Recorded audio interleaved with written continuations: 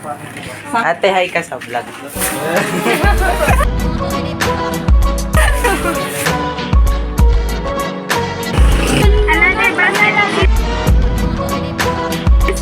Uy, may jacket.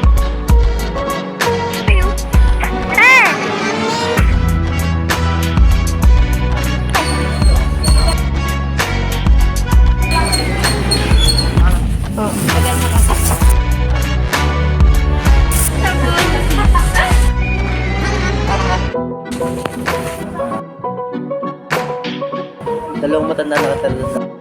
Dito dati. Tayo. Suklay ko. Ay, kaya wala na.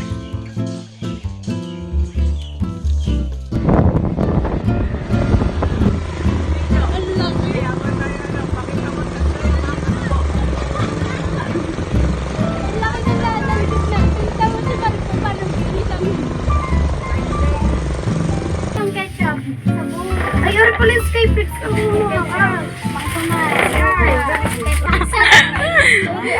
Kukunin ko ulit yung masahan. Ayun yung basketball. Te, harap dito, te. Te, apa?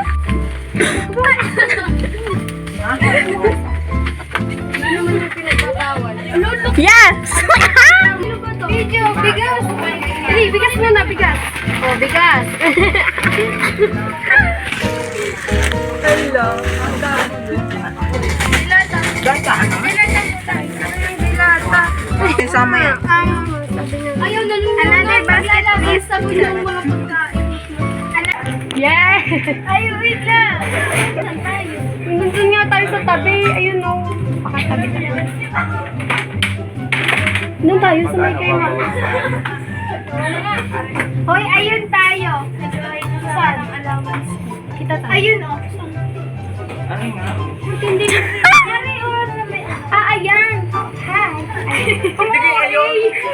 Isang Pasensya na po ngayon lang po kami nakakita si Titi. sa TV na tayo.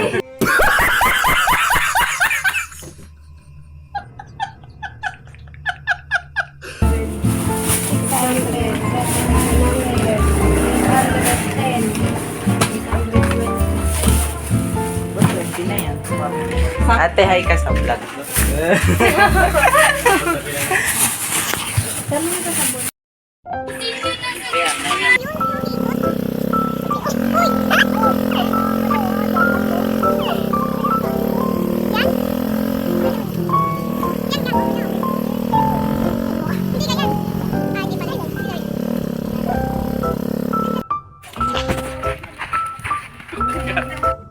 Dito daw tayo, ate.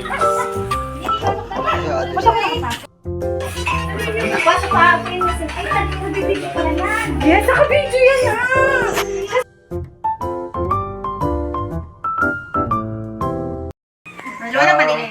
Magandang araw po. Kami po ay galing sa school ng Gacans kung saan po ay natasan po kami sa subject po ng ESP. Kung saan po kami po ay may proyekto na tutulong po sa mga tao na nakikita po namin nangangailangan. Ano po? So kayo po ay aming napili dahil po sinabi po ni Tita Eper na po. So una po muna sa lahat, pwede po bang makilala? Ano nga po pala muna yung pangalan? Sige po. Ang pangalan ko po ay Simi Coino Preclaro po. Ilang taon na po kayo? Turning 44 years old po. Wow. Ano pa ba yung sasabihin ko pa? Tapos ano po?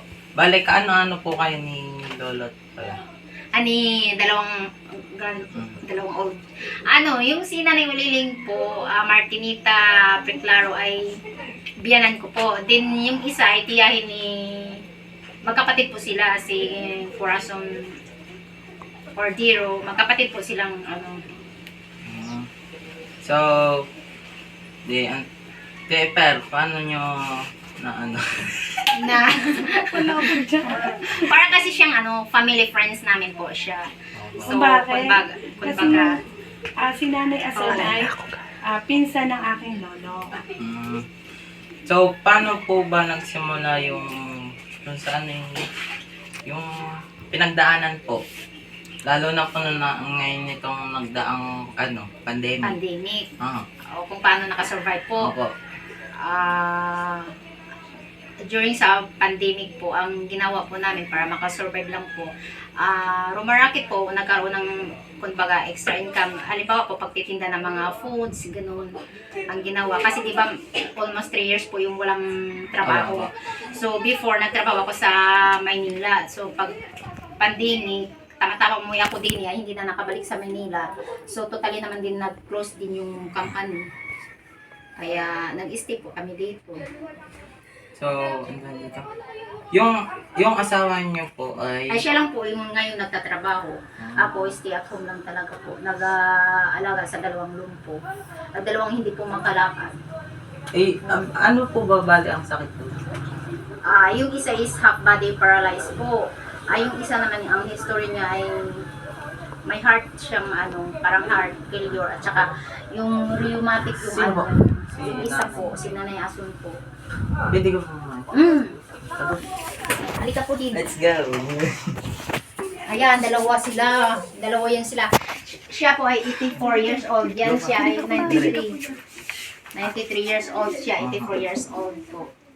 2 po silang hindi nakakalakad po. Para po silang Ang body paralyzed for stroke. Ay, ito naman si Nanay Asun. Yung tuhod ba niya po, yung masakit. Kaya hindi na din siya makalakad.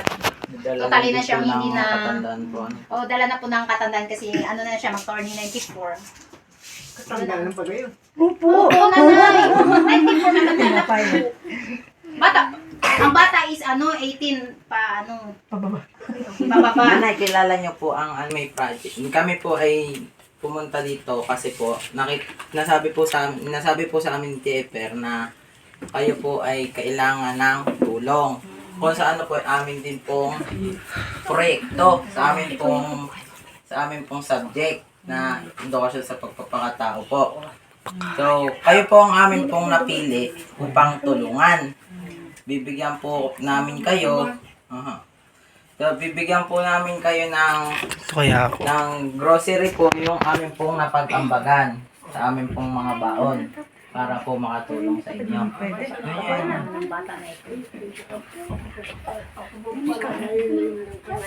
Ito, ang aming nandaw. Aray, Maraming salamat po. Na lang po itabi kay Lula Asin po. kailangan po ang aming Ang malaking bagay na po yan.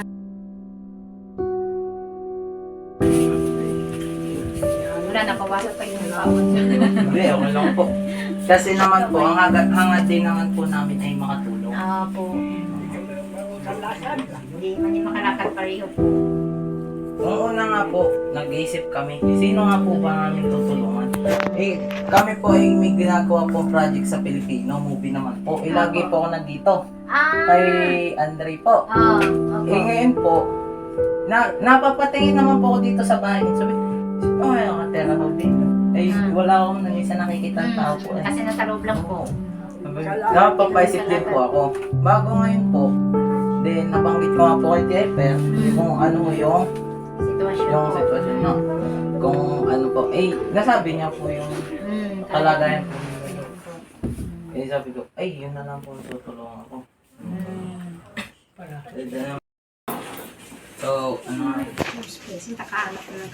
una po muna. Kailan po nagsimula yung sakit niyo? Ito kasi kay nanay talaga, totaling matagal na po. Ano na yun, no? Kasi pa ako yung... Ilang taon ka na, kuya? Ilang taon na ba yun yung ikaw, babe? Yan, yung anak 15 mo. na. 15. Kasi ako nung nagplano ko pa yan kuhanin sana na ako nagtatrabaho sa Laguna na mag-aalaga sa Adian. So ako natuloy, pinaplano ko yun noon. Parang estimate ko nga, parang 14 almost 14 or 15. 14 years, ganyan. Above, onward, Nakakapal. Nakadalawang na kasi yan siya, sakit. So, Sino po? iyan si nanay. Akala namin ng pangalawa ay Nanay, ano na po yung... Martinita, Uliling ang nickname. So, Yung isa naman si mama, sa katandaan na siguro yung, hindi na talaga siya makatayo sa Ito mo naman yun. Tapos nagkaano na yun. Tapos yung arte niya nga parang Parang lagi na siyang natatakot na ano. Nabibi na nga ako. Tsaka ayun yung tinatawag siyang old. Ayun. May anak man po yun. Wala kasi, tapos wala nang asawa. Ay, hindi po nagkaanak sila yun. Hindi yata po, yun. Kaya siya ay napisan na lang sila ni nanay. Kaya naging dalawa ang alaga. Kaano-ano po yung asawa niya? Anak ni Nanay Uliling, si Nanay Uliling may isang anak po. Opo, yun ang partner ko. Yung si Mama kasi, tiyahin niya, si Mama Aso, tiyahin niya po. Magkapatid po yan sila. Mahirap nga ho yun pag walang nag-aabil na po. Kasi walang anak. Bali po, kayo na din po ang nag-sacrifice na Ganda po, kasi wala namang ibang mag-ano po. Kasi wala namang anak po. Ano po, bale, dito po. Hindi po ako taga dito po. Sa amin ay sa Bisaya po. Dati po anak niyo po ba yung dalawa dito? Nasaan yung dalawa? Doon po, pinatransfer namin dito po sa pinagbakuran. Para Hindi po- na kami makauwi, gawang wala mag-intindi po. Bali, para pong babakasyon lang po kayo. Opo, dapat. Supposed to be na mag-bakasyon. Bago nakita niyo po yung kalagayan ng lola. Napakalaking sacrifice. Pero dati din, may nag-alaga naman po dyan. Yung pinsan ng asawa ko, yung name niya is Idna, parang uwi na siya at hindi na bumalik. So, wala. Parang nagpapahinga muna siya kasi pagod na po daw. Di bali po, paano po yung ginagastos ninyo sa araw-araw? Yun na nga, pinagkasya lang yung salary ng partner ko. At saka pag sa ngayon kasi parang na-offer yung pension ng Lola Aso. May pension yan siyang 5,000. So, sa ngayon ay wala pa. So, ang pinag-budget namin yung sahod ng partner ko. Tapos may dalawa pa po. Ang dalawa kong anak ay hindi naman totaling magastos kasi elementary pa. Yung sa food lang sila na pinabaunan. Pero budgetin na lang para hanggang sa pagsahod pagdating. Tapos, ano pa? Tapos may maintenance pa din yan sila. Maintenance yan sila. Gawa nga po may sakit po. So, ang tawag dito. Paano nyo tinulungan yung Ito din siya, laging nagtutulong po. Yan siya. In kind, lagi siya nagbibigay. Namamalengke ako yung mga, kasi gusto niya yung mga malalambot na pagkain eh. Tinapay talaga. Tsaka pag may mga nagluluto kami, halimbawa may mga okasyon, kahit walang okasyon, papadala ako dito. Iaabot ko dyan, itatawag ko na lang dito. Sabihin lang. So, dati po, dito na din po sa Diato, dito nakatira si Lolo't Lola. Oo, kagalan lang. Kanino po itong lupa? Sa kanila po. Sa aking nanay. Sa nanay niya po. Sa aking nanay. Hindi bali po na Kung baka nakitirik lang po sila po. Tapos, nga po, nandito po kayo, tinutulungan niyo po si Kasi, Lolo. dahil yung figure namin ay nandito sa likod, so nakakaano naman ikaw nakikita mo ang sitwasyon, talagang may kailangan katulad niyan. Ang tubig, anuhan namin ng tubig. Itinatawid namin dito dahil diretso na dito. May drum lang doon sa likod, pagka ng hose, may tubig na sila. Ay kung wala, magpapaigib pa ang mga yan. Lalo na akong gastos. Malaking gastos talaga. Sila lagi yung totally bang nakasupport. Doon, nakahanap na. Bali, anong grade na po ng dalawa? Yung isa is grade 2 and then yung isa is grade 3. Nahirapan din po ba sila mag-adjust ng ganun? Kasi siyempre po, sabi niyo nga po, galing pa kayong Dito naman kasi po yan sila before na nagpa-pandemic, di ba? Dito po kami nagpa-enroll dyan. Kinder, at saka grade 1. Dyan po. So, okay naman sila ngayon. Parang, ang kaklase nila is kaklase din before. Kaya, di ba dito na po talaga sila nag-start ng school? kasi ng pandemic dito kami nakatira po nung pandemic. Di ba nagmo-modular nung aral ko dyan pas. Bali dito po kayo nabutan ng pandemic? Kaya dapat sa Manila po kami nag-work kami mag-asawa. Sa ano po dati ang inyong work? Branch manager po ako ng Demso. Hotel and restaurant po. So, bale, yung asawa nyo na lang po yung nandun. Sa Maynila po. Tapos kayo po yung nag-resign at yun. Wala, hindi totally nag-resign kasi ano naman siya totally na nag-file ng company na host na yun. Ano na po. Di ba, hindi sa iba na po ano yung asawa niyo? Magkatrabaho po ba kayo? Hindi po, iba po siyang company. Ano naman pong pala mo ng pangalan ng inyong asawa? Si Leo Cordero Preclaro po. Bali talaga magpipinsan no, Cordero eh. Ito po si Cordero yung middle name na umano. Kasi Yung dalaga. Dalaga. Ito talaga sila ang totaling helpful sa kapwa. Tapos yung nanay din niya. Basta kung ano meron kami, laging meron din sila. Katulad niya, mga saging, basta yan, hindi mawawala ng ganyan. At saka makagbigay din yung nanay din niya. Sila na So, di ba po, kayo dati po yung nagtatrabaho. Paano pong pag-adjust yung ginawa Ayun na nga, ang nila mahirap po. dito dun sa dalawa po na syempre sanay po kayo sa May mga income. Tapos biglang sa wala na yung may intindi pa po kayong dalawang ano. Yun na nga, ang hirap. Tapos walang everyday na income. Tapos lagi lang labas ng labas. So, ang ginawa, Walang kumbaga, pasok lagi. nagtitipid po. Then, Sobrang no choice, ganun talaga ang sitwasyon eh. So, tiyagaan mo na lang talaga. So, wala eh. No choice eh. Kasi hindi rin naman po natin kasalanan. Mm. Lalo kang magkasala kung talikuran mo yun sila ganyan ang Kapawa sitwasyon. naman po. Parang nagpunta ka dito, hindi mo pinansin yun. So, maraming salamat po. Salamat din Sana po ho, sa tulong. makakatulong yung aming Naging naibigay bagay na kahit po. ito kakaunti. Yun na yung aming inipon pa ho namin yun. Magkaklase po kayo ni ano? Bali po, nasa isang section lang po kami. Kayo lahat po. Tapos natasan po kami. Natasan po kaming gumawa nung ganun po. Yung pagtulong po. So, masaya naman po kami dahil kami po ay nakatulong. So, yun po. Salamat po. Kami din po. Masaya kasi tontuwa din yung malamang mamaya tontuwa yung dalawang matanda kasi may in-kinds lang na receive. So, thank you din po sa kabutihan niyo. Kita nga po namin yung ngiti kanina nung pagpasok po namin.